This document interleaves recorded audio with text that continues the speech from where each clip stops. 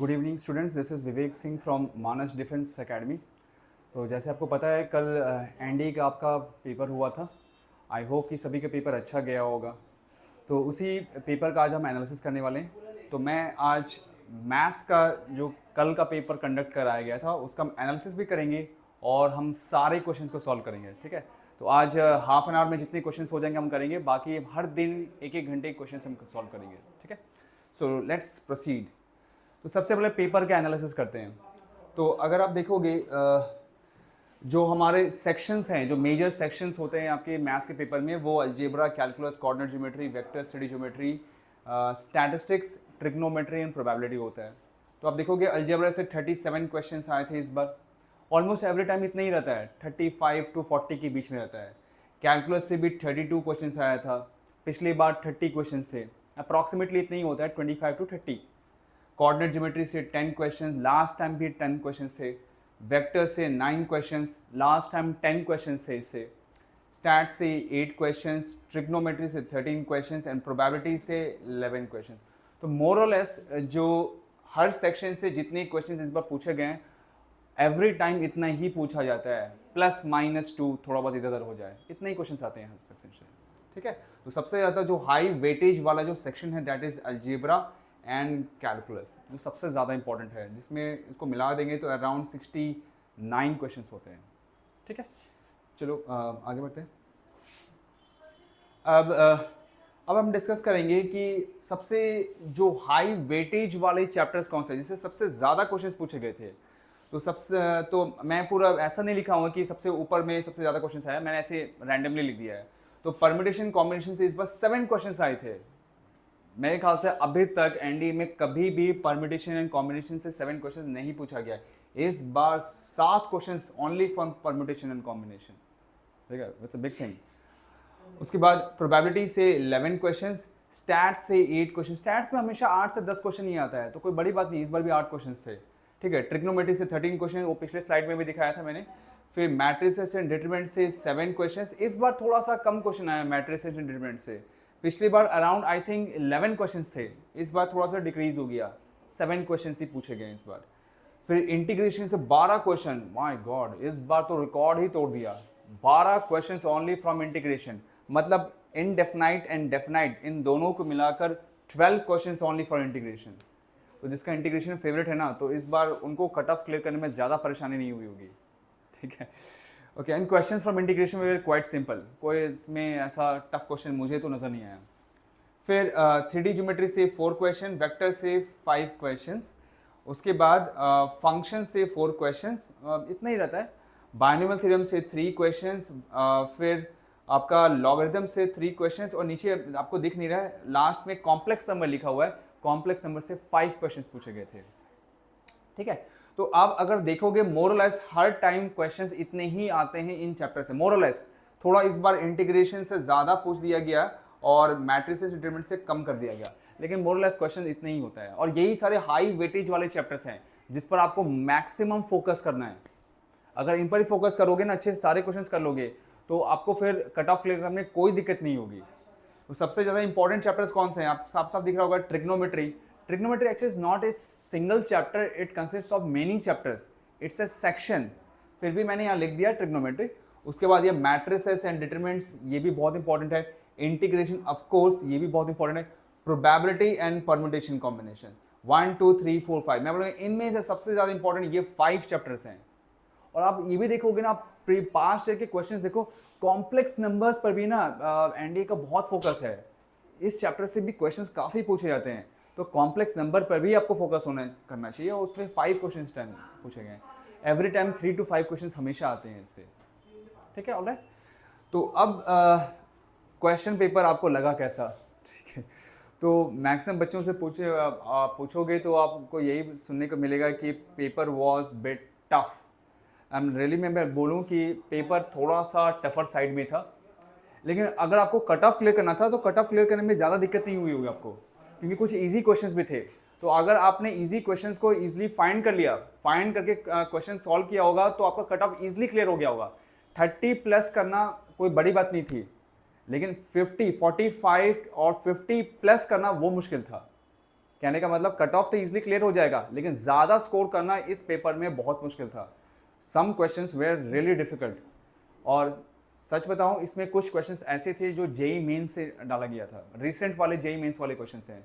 तीन क्वेश्चन तो permutation combination का मुझे ऐसे ही पता है, ठीक है। तो level of questions in NDA examination is increasing day by day, हर साल ये इंक्रीज करते जा रहा है, ठीक है। तो ऑफ कोर्स आगे भी मुझे लग नहीं रहा है कि क्वेश्चन का लेवल कम होगा, इससे बढ़ता ही जाएगा, ठीक है। तो अब वो दिन खत्म हो गए कि सिंपल क्वेश्चंस आते थे या ये ट्रिक लगा दो, ये फॉर्मूला लगा दो, मेरा काम चल जाएगा। It is not going to happen. Main है फंडामेंटल। जब तक आपका फंडामेंटल अच्छा नहीं है और आपने क्वेश्चन को अच्छे से नहीं किया है किसी भी चैप्टर का, मान लो फंक्शन कर रहे हो, फंक्शन से अगर आपने 50 से लेकर 100 क्वेश्चंस नहीं किए हैं तो मतलब आपको कुछ नहीं आता है। आपने चाहे कितना भी रट्टा मार लिया हो, कितना भी वीडियो क्यों ना देख लिया हो, कितना भी अपने थ्योरी क्यों ना पढ़ लिया हो, अच्छा सा सारा आपका फंडामेंटल क्लियर होना चाहिए। कम से कम हर चैप्टर से 50 to 100 क्वेश्चंस मिनिमम किया होना चाहिए, तब जाकर आप बोल सकते हो कि आपने उस चैप्टर के अच्छे खासे क्वेश्चंस कर लिए हैं। Now you can go to the next chapter, ठीक है ना। तो जैसे मैंने बताया कि this are the important chapters जो हाई वेटेज वाले हैं, कितनी कितनी क्वेश्चंस आए, कौन सा इंपॉर्टेंट सेक्शन है। और जैसे मैंने बताया था कि इस बार मैथ्स का पेपर थोड़ा सा टफर साइड में था, तो मुझे लगता है कि इस बार जो कट ऑफ होगा वो थोड़ा सा नीचे आएगा। एंड ऑफकोर्स अगर 300 से कम आ जाए तो that will not be A surprise for me, ठीक है। इनफैक्ट 270 280 भी ओवरऑल कट ऑफ आ सकता है। ओवरऑल कट ऑफ का मतलब 10 paper maths paper plus GAT paper. Alright, चलो अब आगे बढ़ते हैं। अब हम क्वेश्चन सॉल्व करेंगे जो इस बार पेपर में आया था, 1 by 1, राइट फ्रॉम 1 to 120, ठीक है। तो आज सारा तो हो नहीं पाएगा, जितना हो पाएगा हम उतना करते हैं। Every day we will solve some questions, ठीक है। तो चलो हम आगे बढ़ते हैं। Let's solve some questions 1 by 1। तो पहला क्वेश्चन क्या लिखा हुआ है, consider the following for the next 2 questions, ठीक है। तो इस वाले पार्ट के ये वाला जो लिखा हुआ है इसके 2 पार्ट्स हैं, क्वेश्चन 1 है, क्वेश्चन 2 है, आराम से पढ़ते हैं, ठीक है। तो a differentiable function F X has a local maxima at X equal to 0। तो बच्चों देखो, क्योंकि 120 क्वेश्चंस करना है, ठीक है, तो मैं बोलूँगा कि ये वीडियो देखने से पहले मैं ये एज्यूम करूँगा कि आपको बेसिक्स आता है, आपको सारा फॉर्मूला आता है। क्योंकि अगर 120 क्वेश्चंस करूँगा, अगर आपको बेसिक्स नहीं आता है, अगर मैं सब कुछ बताने लगूँ तो फिर यहाँ बहुत टाइम कंज्यूम हो जाएगा, बहुत दिन लग जाएंगे करने में, ठीक है। तो थोड़ा सा मैं फास्ट चलूँगा, और जहाँ जहाँ पर अगर बहुत ज़्यादा कैलकुलेशन है तो मैं इसको छोड़कर फिर मैं टिक लगा दूंगा, ये ऑप्शन है। मैं पूरा सॉल्व कर दूंगा, लास्ट में थोड़ा रह जाएगा तो मैं टिक लगा के आगे बढ़ूंगा, ठीक है। तो चलो, a differentiable function F X has local maxima at X equal to 0। अच्छा, जो इन्फॉर्मेशन मैं लिखते जाऊँगा, अगर एफ एक्स का local maxima X equal to 0 पर है तो इसका मतलब F of 0, sorry F dash 0 0 होगा, है ना। क्या लिखा हुआ है, लोकल मैक्सिमा है कहाँ पर, x इक्वल टू 0 पर। हमें पता है कि किसी भी फंक्शन का अगर लोकल मैक्सिमा अगर x इक्वल टू a पर है तो फिर f dash a is equal to 0 होता है। तो x इक्वल टू 0 पर इसका लोकल मैक्सिमा है तो f डैश 0 मेरा 0 होगा, ठीक है। ओके, अच्छा, और एक चीज, अगर fx का local maxima x equal to 0 पर है तो f double dash 0 less than 0 होगा। आपको पता होगा ये भी चीज, इन दोनों चीज को लिख के रखेंगे, और जिन्हें ये चीज लिखा नहीं है उससे क्वेश्चन सॉल्व ही नहीं हो पाएगा। ऑलराइट, y है मेरा 2 इंटू एफ एक्स प्लस ए एक्स माइनस बी। तो पूछा जा रहा है f डैश 0 क्या होगा, f डबल डैश 0 क्या होगा। ये तो लिखा हुआ है f dash 0 equal to 0, f double dash 0 is less than 0। वो तो मैंने यहाँ से निकाल लिया, तो उसका करेक्ट आंसर कौन सा होगा, बोथ 1 and 2। फ्री के नंबर है, ले लो फ्री के number. Okay, moving on to the next part. This was first part, second part. I mean second question. कुछ भी बोल लो। Okay, शायद नीचे वाला पोर्शन विजिबल नहीं है, मैं बता दूंगा आपको। नेक्स्ट लिखा है, the function y has relative maxima at x equal to 0 for what? a greater than 0, b equal to 0 for all b and a equal to 0, sum। और नीचे में एक और लिखा हुआ है for all a and b equal to 0, ठीक है ना। चलो यहाँ कर लेते हैं इसको। अच्छा, बोल रहा है कि इस फंक्शन y का लोकल रिलेटिव मैक्सिमा का मतलब क्या होता है, local maxima x equal to 0 पर होगा किस कंडीशन पर। तो चलो, y मेरा क्या लिखा है, y है मेरा 2f(x) plus ax minus b। ये लोकल मैक्सिमा लोकल मिनिमा कैसे निकालते हो आप, डिफ्रेंशिएट करोगे तो dy बाई dx करना है, डिफ्रेंशिएट करो विद रिस्पेक्ट टू x, इसका डिफ्रेंशिएशन 2f डैश x, इसका डिफ्रेंशिएशन a, और ये मेरा 0 हो जाएगा, ठीक है। और हमें dy बाई डी एक्स कहाँ पर निकालना है, 0 पर निकालना है। तो dy बाई डी एक्स कहाँ पर निकालना है, एट एक्स इक्वल टू 0 पर निकालना है। तो यहाँ पर 0 रख दो, तो ये कितना आ जाएगा 2f डैश 0 प्लस ए। और अगर x इक्वल टू 0 पर अगर रिलेटिव मैक्सिमा है या लोकल मैक्सिमा है, तो जैसे मैंने बताया था dy बाई डी एक्स की वैल्यू कितनी होगी, 0 होगी। ठीक है, हमें क्या निकाला है, हमें सिर्फ चेक करना है a और b की वैल्यू चेक करनी है। ओके, तो मैं क्या करूंगा ना, इस चीज को इधर ले आऊंगा, तो a is equal to -2 times f dash 0 हो जाएगा। अच्छा, f डैश 0 कितना है, ये तो 0 दिया हुआ है, यहाँ 0 रख दो, तो a हो जाएगा -2 इंटू 0 और a is equal to 0। a मेरा 0 आ गया। उसका क्या मतलब है कि इस वाले फंक्शन y का रिलेटिव मैक्सिमा कब होगा, जब a की वैल्यू 0 होगी। b के बारे में कुछ नहीं बोला गया है, तो b मतलब कुछ भी हो सकता है, एनी रियल वैल्यू। तो उसका आंसर होगा फॉर ऑल b कुछ भी हो सकता है एंड a का वैल्यू 0 होना चाहिए। Easy, super easy question, first 2 question, 5 number तो मेरे यही हो गए। Okay, moving on to the next part. Question number 2 is, I hope कि ये क्वेश्चन आपको दिख रहा होगा। Consider the following for the next 2 items. इसमें भी 2 क्वेश्चन है, पहला यहाँ लिखा हूँ, नेक्स्ट वाला नेक्स्ट पेज में है। F X equal to mod of X minus 1, G X equal to greatest integer function of X, और एच एक्स है F X into G X. Okay, तो पूछा जा रहा है what is the integration of H X from -1 to 0, ये पूछा जा रहा है। ठीक है, बिल्कुल फंडामेंटल क्वेश्चन है, फंडामेंटल क्लियर है ना, ये सब क्वेश्चन चुटकियों में कर लोगे आप। चलो लेट्स प्रोसीड। तो हमें इंटीग्रेशन करना है -1 से 0, किसका, एच एक्स का। एच एक्स कितना है, F X into G x, F X into G x. इसको लिख लिया -1 से लेकर 0, एफ एक्स कितना है, मॉड ऑफ एक्स माइनस 1, और जी एक्स कितना है, greatest integer function of x into D x लगाना ना भूलें। ठीक है, अच्छा, क्या मॉडलेस फंक्शन का डायरेक्ट इंटीग्रेशन होता है क्या, नो। क्या ग्रेटेस्ट इंटीजर फंक्शन का डायरेक्ट इंटीग्रेशन होता है, नो। तो उसका क्या मतलब है कि मुझे ये मॉडलेस हटाना पड़ेगा, और ये ग्रेटेस्ट इंटीजर फंक्शन भी मुझे कैसे भी रिमूव करना पड़ेगा। वो कैसे होगा, सिंपल है ना। आपको पता है कि मॉड ऑफ x माइनस 1 ये होता है x माइनस 1 जब x की वैल्यू 1 या 1 से ज़्यादा होती है, और ये होता है माइनस का x माइनस 1 जब x का वैल्यू 1 से कम होता है। ठीक है, फंडामेंटल, मैंने बोला थोड़ा सा बेसिक आपको देख के आना पड़ेगा।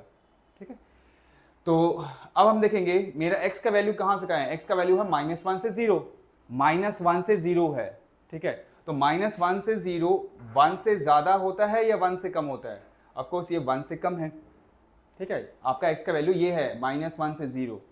ठीक है, तो -1 से लेके 0 के बीच में कोई वैल्यू देखोगे वो ऑफकोर्स 1 से कम होगा। तो उस केस में मॉड ऑफ x माइनस 1 को क्या लिखेंगे, ओनली माइनस का x माइनस 1। तो ये हो जाएगा -1 से 0, यहाँ लगाएंगे माइनस का x माइनस 1। ठीक है, अब इसका क्या करें, what about this greatest integer function. तो कुछ नहीं करना है, -1 से लेकर 0 के बीच का कोई भी वैल्यू यहाँ रख दो। नाम क्या है, ग्रेटेस्ट इंटीजर फंक्शन। तो ग्रेटेस्ट इंटीजर फंक्शन चाहे इंटीग्रेशन में, डिफरेंशिएशन में कहीं भी आ जाए, वहां कोई इंटीजर ही आएगा, इंटीजर। तो कौन सा इंटीजर आएगा, उसके लिए -1 से 0 के बीच का कोई वैल्यू ले लो। तो मैं रफ में यहाँ लिख लेता हूँ, -1 से 0 के बीच में, चलो मैंने ले लिया -0.5, -0.5 का ग्रेटेस्ट इंटीजर फंक्शन ये होगा -1। तो यहाँ लिख दिया इंटू -1 dx। तो ये माइनस माइनस प्लस हो जाएगा, तो यहाँ क्या मिल रहा है, -1 से लेकर 0, और ये हो गया x माइनस 1 dx। अब मज़े से इंटीग्रेशन कर दो उसका। तो x का इंटीग्रेशन होगा x²/2 और 1 का होगा x, और लिमिट लगा दो -1 से लेकर 0। पहली बार 0 रखो तो 0 रखोगे सब 0 हो जाएगा, फिर -1 रखो तो -1 का स्क्वायर डिवाइड बाई 2, जो that will give me 1/2, and minus और -1 ये हो जाएगा +1, तो ये कितना आ गया, -3/2। पहले वो आंसर है -3/2। ठीक है, इसी के बेस पर नेक्स्ट वाला क्वेश्चन है। अच्छा, देखने को मुझे मॉड x माइनस 1 और जी एक्स। ओके ओके, अब पूछा गया इसका इंटीग्रेशन करो 0 से लेकर 2। तो एच एक्स क्या था, एच एक्स क्या बताया था, F X into G x. तो वही वाला चीज है, mod of x minus 1 into greatest integer function of x dx। लेकिन इस बार जो मेरा लिमिट है वो 0 से लेकर 2 तक है। ठीक है, अब क्या करेंगे, तो आपको ये पता होना चाहिए कि ये ग्रेटेस्ट इंटीजर फंक्शन अपना डेफिनेशन चेंज करता है। अपना डेफिनेशन चेंज करता है। कहाँ कहाँ पर? इंटीजर्स पर ये अपना डेफिनेशन चेंज करता है। ठीक है, इंटीजर्स का मतलब जैसे 0 से लेकर 1 के बीच का वैल्यू रखोगे तो ये आपको 0 देगा, 1 से 2 के बीच का कोई वैल्यू रखोगे तो ये आपको 1 देगा, 2 से 3 का कोई बीच का वैल्यू रखोगे तो ये आपको 2 देगा, एंड सो ऑन। ठीक है, तो इसका ये मतलब है कि मुझे ये लिमिट 0 से लेकर 2 को इंटीजर्स पर ब्रेक करना है। कहाँ कहाँ इंटीजर्स पर? एक बार 0 से लेकर 2 के बीच में कौन सा इंटीजर आता है? 1 आता है ना, तो मैं 1 पर ब्रेक करूंगा।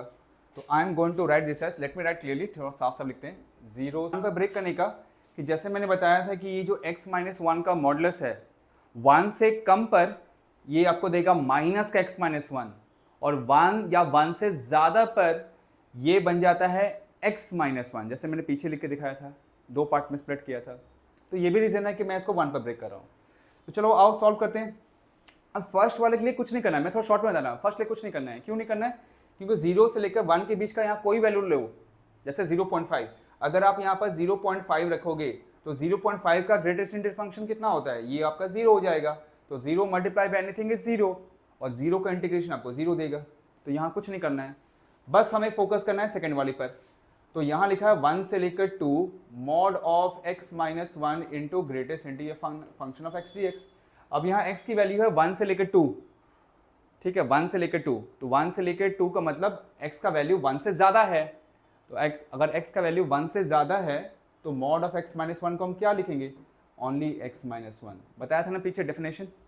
या इसको ऐसे भी देख सकते हो कि अगर 1 से लेकर 2 के बीच में अगर यहाँ कोई भी वैल्यू रखते हो तो 1 से लेकर 2 के बीच का वैल्यू जैसे 1.5 को 1 से माइनस करेंगे तो 0.5 आएगा। तो अगर यहाँ पर वैल्यू रखने पर पॉजिटिव आ रहा है, पॉजिटिव, ठीक है, तो मॉड हटाने पर सिर्फ यही चीज लिखोगे x माइनस 1।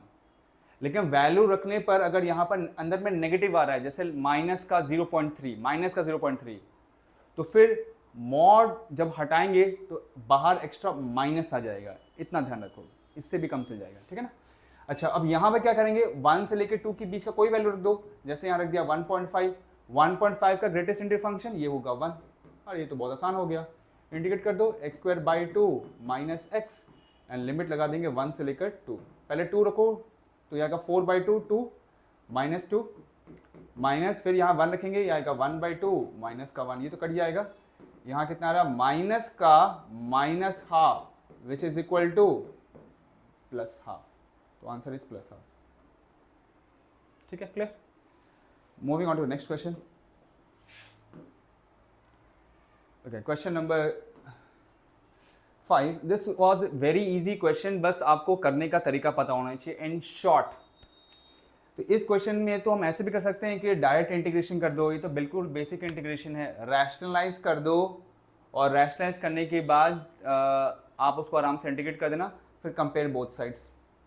और दूसरा क्या तरीका है कि दूसरा तरीका ऐसा है कि आपको पता होगा कि in differentiation of integration cancel out each other, दोनों साइड कैंसिल हो जाता है। तो कभी भी किसी भी इंटीग्रेशन के क्वेश्चन में ना, अगर इंटीग्रेशन का कोई फॉर्मेट दिया हुआ है तो आप बेटर है कि दोनों साइड डिफरेंशिएट कर दो। किसके रेस्पेक्ट में? x के रेस्पेक्ट में डिफरेंशिएट करो, क्योंकि यहाँ मेरा वेरिएबल x दिया हुआ है। ठीक है, तो लेट्स प्रोसीड। मैं क्या करूँगा? दोनों साइड डिफरेंशिएट करूँगा। उससे होगा क्या? अब यहाँ देखो, ऐसे 2 और क्वेश्चन हैं इस बार जो आया हुआ है, तो मैं क्या करूँगा? Straight away I am going to differentiate both sides. तो अगर मैं यहाँ पर डिफरेंशिएट करूँगा, देखो मैं स्टेप बाय स्टेप लिख रहा हूँ, d/dx of integration of dx divide by root over x plus 1 minus root over x minus 1, और यहाँ पर भी d/dx of alpha into x plus 1 whole to the power 3/2 plus d/dx of beta into x minus 1 whole to the power 3/2, और constant का differentiation तो 0 होता है, भूल जाओ, ये आपस में कैंसिल हो जाएगा। dx को भी भूल जाओ, dx को लिखते नहीं है क्योंकि dx dx पे कट जाता है। यहाँ क्या होगा? Root over x plus 1 minus का रूट ओवर x माइनस 1। ठीक है, अल्फा कांस्टेंट है, अल्फा का अल्फा लिख दो। हमें क्या निकालना है? हमें अल्फा चाहिए और सेकंड केस में बीटा चाहिए। बहुत मजे से आ जाएगा। ठीक है, इसका differentiation 3/2 x plus 1 whole to the power 1/2। पता है ना, x की पावर n का डिफरेंशिएशन n इंटू एक्स की पावर n माइनस 1, सबको पता होगा। ठीक है, इसका डिफरेंशिएशन बीटा तो कांस्टेंट है, वैसे लिख दो। इसका differentiation into 3/2 x minus 1 whole to the power 1/2। इसको रैशनलाइज कर दो। रैशनलाइज क्यों कर रहे हैं? क्योंकि जैसा फॉर्मेट इधर है ना वैसे फॉर्मेट इधर आना चाहिए। तो यहाँ पर दोनों टर्म्स आपके न्यूमरेटर में हैं, लेकिन यहाँ पर तो डिनोमिनेटर में है।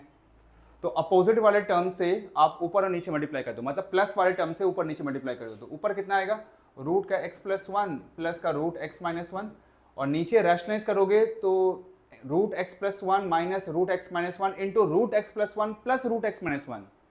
तो वहाँ वो फॉर्मेट आएगा a minus B into A plus B, जो कि होगा A square minus B square.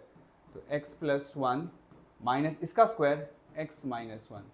इसको थोड़ा ठीक से लिख लो, 3/2 अल्फा, ये क्या है आपका रूट का x प्लस वन, 3/2 बीटा, ये क्या है रूट एक्स माइनस वन। ठीक है, जब ब्रैकेट को खोलोगे तो ये x x कैंसिल हो जाएगा और 1 प्लस 1 2 आ जाएगा। तो इसको लिख दिया आपने रूट का x plus one divide by to, अलग अलग टू से, ये टू आ रहा है ना, टू को एक बार इससे डिवाइड करो एक बार इससे डिवाइड करो, रूट का x minus one divide by two, and this is equal to 3/2 alpha root x plus one plus 3/2 beta root over x minus one. ठीक है, अब क्या करेंगे, रूट x प्लस वन की कोफिशिएंट दोनों साइड कंपेयर कर लो। तो यहाँ रूट x प्लस वन का कोफिशिएंट है 3/2 अल्फा, और यहाँ कोफिशिएंट क्या है 1/2 है, इसके साथ में 1/2 है। तो उसे काटोगे तो अल्फा कितना आ जाएगा 1/3, मजे से 1/3 आ गया। वैसे ही आपको बीटा निकालना है तो रूट एक्स माइनस वन की कोफिशिएंट दोनों साइड इक्वल कर दो। तो यहाँ पर रूट एक्स माइनस वन के साथ में है 1/2 और यहाँ इसके साथ में है 3/2 बीटा। तो बीटा भी कितना आ रहा है 1/3 आ रहा है, ये वाला भी 1/3 है। बहुत आराम से हो गया, 5 मार्क फिर से हाथ में हमारे। ऐसे करना है, शॉर्टकट तरीका है, ऐसे करना है। ठीक है ना, दोनों साइड वेरिएबल दिया है, differentiate both side with respect to x. Okay okay, let's move forward.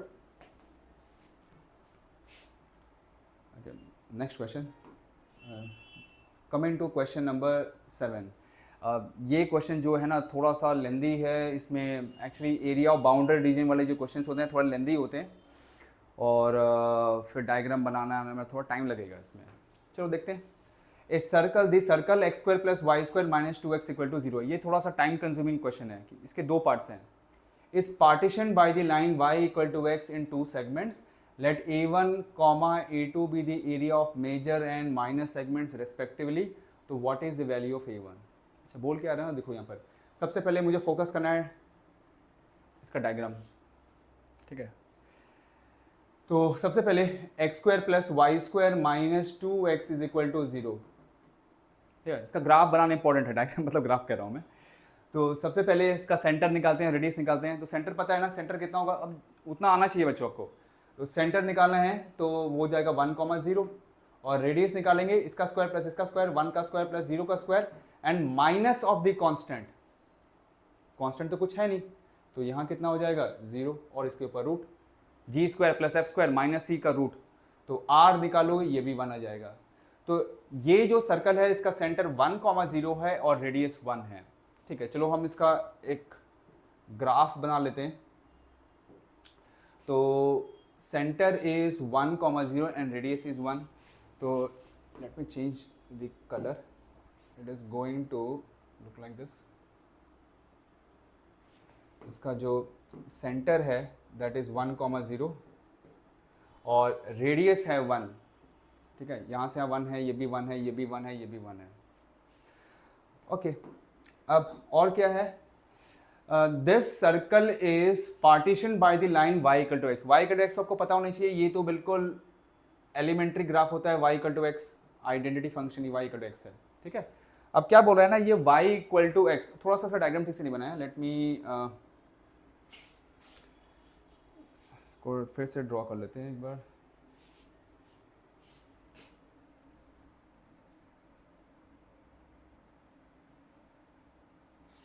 एक काम करता हूँ मैं, इसको थोड़ा उल्टा करते हैं, लेट मी राइट हियर। चलो, ये है मेरा y is equal to x. Actually मैं इसलिए इसको एडिट कर रहा हूँ क्योंकि इसमें कुछ है ऐसा चीज़। ठीक है, यहाँ से यहाँ डिस्टेंस, ये मेरा ओरिजिन है, ये 1 है, ये 1 है, ये 1 है, सब याद रखना।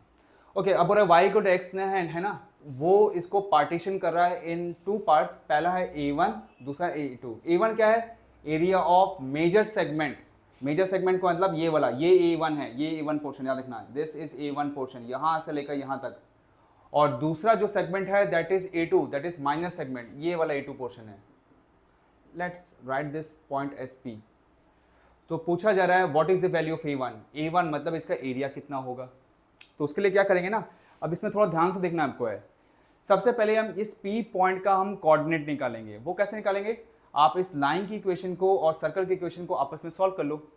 तो मैं क्या करूंगा, इस सर्कल की इक्वेशन में y की जगह x रख दूंगा, यह आएगा x square plus x square minus 2x is equal to 0। तो 2x square minus 2x is equal to 0। तो 2x कॉमन लोगे तो यह आएगा x माइनस 1 इक्वल टू 0। तो x की वैल्यू आ जाएगी 0 और x का वैल्यू आ जाएगा 1 आ जाएगा। मतलब ये दो, ये लाइन और ये सर्कल आपस में कट कर रहा है, एक तो 0 पर मतलब ओरिजिन पर, दूसरे पॉइंट का x कोऑर्डिनेट 1 है, मतलब इस वाले पॉइंट का x कोऑर्डिनेट 1 है। तो y कितना होगा, कॉमन सेंस ना, जब x की वैल्यू यहाँ 1 रख दोगे तो y भी 1 आ जाएगा। तो P1,1 है, P1,1 का मतलब अगर इस पॉइंट का x कोऑर्डिनेट 1 है और सेंटर का भी x कोऑर्डिनेट 1 है, तो मतलब ये डिस्टेंस और ये डिस्टेंस इक्वल है। इसका ये मतलब है कि ये P पॉइंट ठीक A1 के ऊपर है। तो अगर ठीक A1 के ऊपर है तो ऑफ कोर्स ये राइट एंगल ट्रायंगल बन जाएगा। याद रखना, ये राइट एंगल ट्रायंगल बन जाएगा, ठीक है ना, क्योंकि ठीक इसके ऊपर है। क्यों, क्योंकि ये डिस्टेंस 1 है और ये डिस्टेंस भी 1 है। ओके, तो फिर ये डिस्टेंस 1 है, ये रेडियस है, तो ये भी 1 हो जाएगा। मुझे क्या निकालना है, मुझे पहले ये A1 एरिया निकालना है, दिस एरिया, ठीक है। और क्या निकालना है, मुझे A2 निकालना है। A2 मतलब ये वाला पोर्शन का एरिया निकालना है, ये सेगमेंट का एरिया।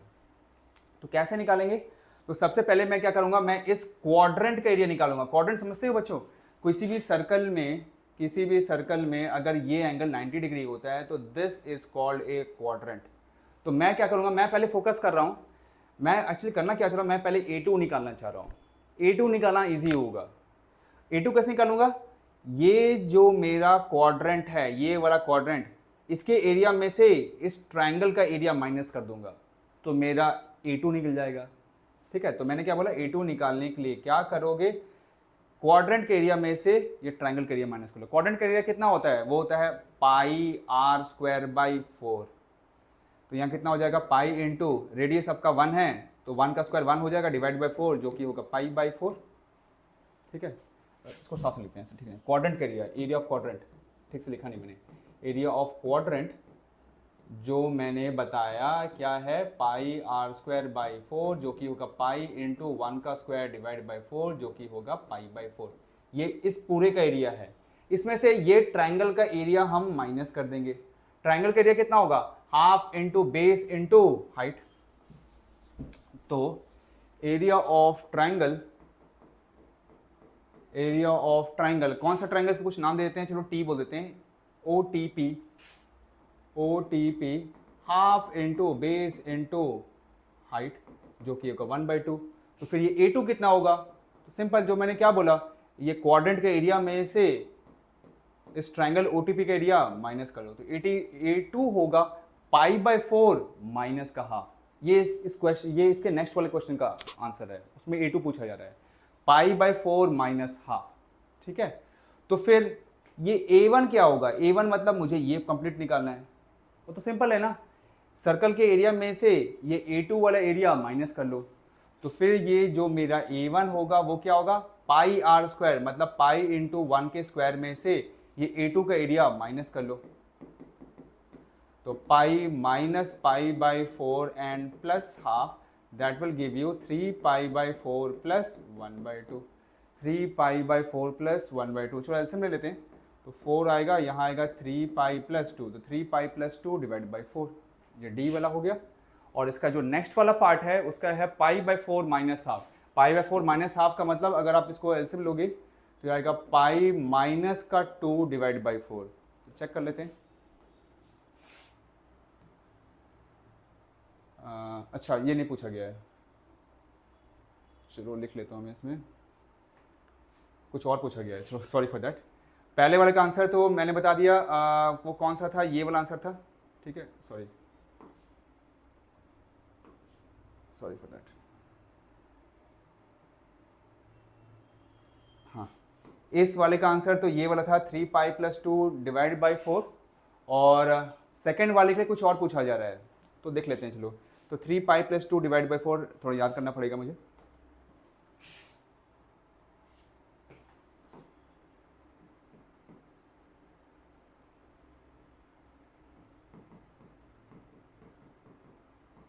और आई थिंक ये जो A2 था वो था पाई बाई 4 में से ये हाफ माइनस करेंगे, that was pi minus 2 divide by 4। ठीक है, कुछ क्वेश्चन कुछ और था, मुझे लगा A2 होगा, सॉरी फॉर दैट।